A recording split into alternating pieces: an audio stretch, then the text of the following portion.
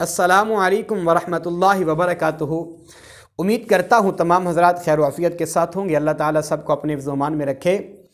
आज एक इस्लामी भाई ने ये सवाल किया है कि नमाज अगर अमर शरई मजबूरी की वजह से छूट जाए तो उसको कज़ा करने का तरीका क्या है। सवाल को दोबारा दोहरा लेते हैं। 5 नमाज़ों में अगर कोई नमाज शरई मजबूरी की वजह से छूट जाए तो उसको कज़ा करने का तरीका क्या है। मैं मिसाल के ज़रिए से आपको समझा देता हूँ। मसलन सुबह की नमाज आपकी अमर मजबूरी की वजह से छूट गई तो अब उसको कज़ा करना है, तो कज़ा सूरज के निकलने के 20 मिनट बाद आप उसको कज़ा करेंगे। अगर आपके पास वक़्त है तो फिर आप साथ सुन्नत भी कज़ा पढ़ेंगे और फ़र्ज़ भी कज़ा पढ़ेंगे।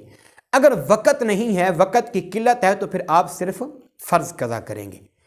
इसी तरह अगर ज़ोहर की नमाज किसी शरई वजह से अमर मजबूरी में छूट गई तो अब उसको कज़ा करने का ये तरीका है कि अगर आप पाबंद नमाज हैं, मसलन आप पाबंदी से 5 वक़्त नमाज अदा करते हैं, तो फिर आप असर की नमाज से पहले इसको कज़ा कर लें, पढ़ लें। अगर पाबंद नमाज नहीं, मसलन कभी पढ़ ली और कभी छोड़ दी, तो फिर आपके लिए ये हुक्म नहीं होगा।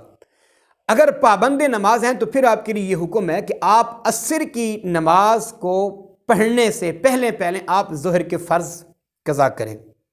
मसलन आप मस्जिद में पहुँचे तो वक़्त आपको मुयस्सर आ गया, तो फिर आपको चाहिए कि आप 4 फ़र्ज़ पहले कज़ा करें और बाद में असर की नमाज़ पढ़ें।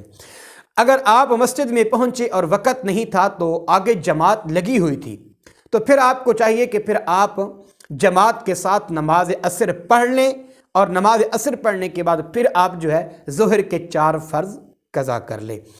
इसी तरह मगरिब की नमाज का भी हुक्म है। असर की नमाज कज़ा हो गई तो मगरिब में टाइम दाखिल होते ही अगर आपको वक़्त मुयस्सर आ गया तो आप पहले असर के फ़र्ज़ कज़ा करें, बाद में मगरिब की नमाज़ पढ़ें। अगर आपको वक़्त नहीं मिला, आगे आपको जमात मिल गई, तो फिर आप पहले मगरिब को जमात के साथ पढ़ लें, फिर बाद में असर के फ़र्ज़ जो है वो कज़ा करें। ये इसी तरह है।